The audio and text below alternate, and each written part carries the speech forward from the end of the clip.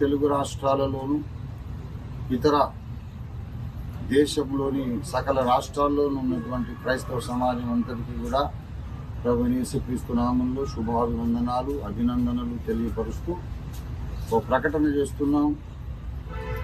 రానున్న దినాలలో citizen protection force అనే సంస్థ మాస్టర్ గారు సిపిఎఫ్ అభినయ్ గారు పాస్టర్ అభినయ్ స్థాపించి నడిపిస్తున్నటువంటి సిపిఎఫ్ పాస్టర్ అజయ్ బాబు గారు స్థాపించి నడిపిస్తున్నటువంటి ఎంతో దూరదృష్టి కలిగినటువంటి అద్భుతమైనటువంటి సిఎండిఎఫ్ అనే సంస్థ అండ్ రాష్ట్రీయ మసీహీ పరిషత్ దేవుడు నా ద్వారా ప్రారంభించినటువంటి ఎన్జిఓ. ఈ మూడు కూడా క్రైస్తవుల హక్కుల కొరకే పోరాడుతున్నాయి. క్రైస్తవులను ఒక రాజకీయ శక్తిగా ఎదుగు చేయాలి.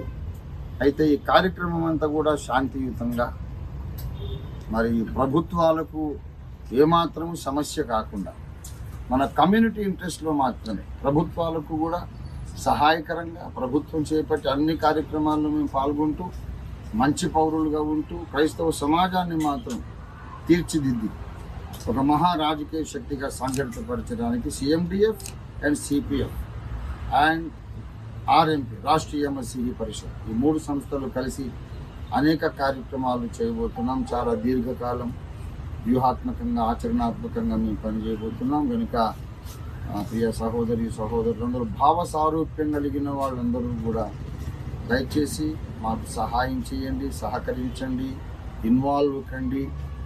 మరి రానున్న దినాల్లో జరగబోతున్నటువంటి కార్యక్రమాలు అనేకం ఉన్నాయి. వాటిని మేము ప్రకటిస్తాము, ముందుగానే తెలియజేస్తాము.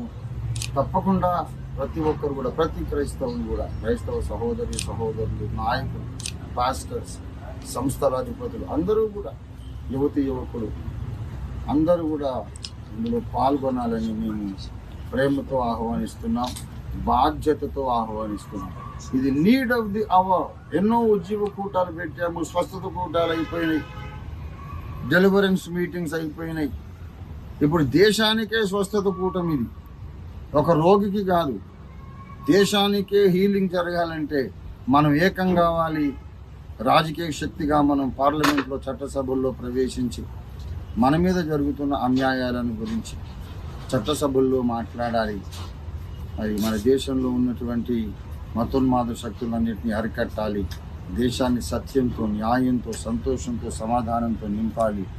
ఇందుకు RMP and CPF and CMDF కలిసి ఉద్యమిస్తున్నాయి. దయచేసి పోరాట స్ఫూర్తి కలిగిన, బిగింపు కలిగిన వారందరూ మాతో చేతులు కలపండి.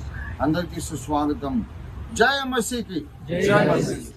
అదేవిధంగా మన మధ్యలో ఉన్న అభినయ్ దర్శన్ గారు కూడా ఒక మాట మాట్లాడతారు. ఖచ్చితంగా ఆర్ఎంపీ స్థాపించినటువంటి రంజిత్ వఫీర్ అన్నగారు, సిపిఎఫ్ ఫౌండర్ అండ్ డైరెక్టర్ అయినటువంటి అభినయ్ దర్శన్, నేను సిఎండిఎఫ్ వ్యవస్థాపకుడు అజయ్ బాబు, మేము ముగ్గురం కలిసి కట్టుగా క్రైస్తవ్యంలో రానున్న రోజుల్లో గొప్ప మార్పును తీసుకురావడానికి, చైతన్యపరచడానికి, అన్యాయం మీద ఎదురు తిరిగి ప్రశ్నించడానికి అసెంబ్లీలో, పార్లమెంట్లో క్రైస్తవ గలం విప్పేలాగా మేము పోరాడబోతున్నాం. కలిసి కట్టుగా రానున్న రోజుల్లో అనేక గొప్ప కార్యక్రమాలు చేపట్టి క్రైస్తవులు, తెగింపు కలిగినటువంటి, ధైర్యం కలిగినటువంటి క్రైస్తవుల్ని ఒక తాటి మీదకి తీసుకొని రాబోతున్నాం. ఇంకా ఎవరైనా సరే మాలాంటి స్ఫూర్తి భావజాలం కలిగిన వాళ్ళు వస్తే వాళ్ళని కూడా కలుపుకుంటాం. ఖచ్చితంగా ఏదేమైనా సరే రానున్న రోజుల్లో క్రైస్తవ్యంలో గొప్ప చైతన్యాన్ని ప్రజలు చూడబోతున్నారు అని తెలియజేస్తున్నాం.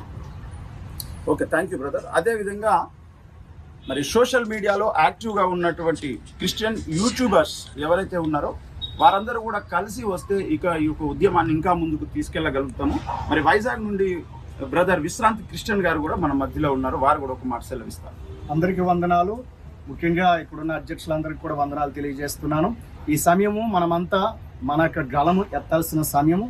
ముఖ్యంగా దైవజనుడు రంజిత్ వఫీర్ గారు చెప్పినట్లుగా ఖచ్చితంగా మనం ఒక రాజకీయ శక్తిగా మారాల్సిన హవర్ అంటే గడియలో మనం ఉన్నాము అన్న విషయాన్ని నేను కూడా ఖచ్చితంగా ఏకీభవిస్తున్నాను. కాబట్టి క్రైస్తవ నాయకులు అలాగే క్రైస్తవ విశ్వాసులు అందరము కలిసి ఈ యొక్క ఒక రాజకీయ శక్తిగా ఎదగడానికి ముందుకు రావాలని మన తెలుగు రాష్ట్రాల్లో ఉన్న క్రైస్తవులందరికీ నేను కూడా పిలుపునిస్తున్నాను. మరియు సిపిఎఫ్, అలాగే అజయ్ బాబు గారి యొక్క సిఎండిఎఫ్ మరియు ఆర్ఎంపి రంజిత్ తోఫిర్ గారి యొక్క సంస్థలు, వీటితో కలిసి విసిఎం మేము కూడా ఖచ్చితంగా ఏకీభవిస్తాము. అలాగే అందరం కలిసి మన మీద జరుగుతున్న దాడుల విషయంలో మనకు రాజకీయ ఒక మాట గమనించండి, వ్యవస్థగా వాళ్ళు మనమే ఫైట్ చేస్తున్నప్పుడు మనం సింగిల్ గా ఫైట్ చేస్తే డెఫినెట్గా ఓడిపోతాం.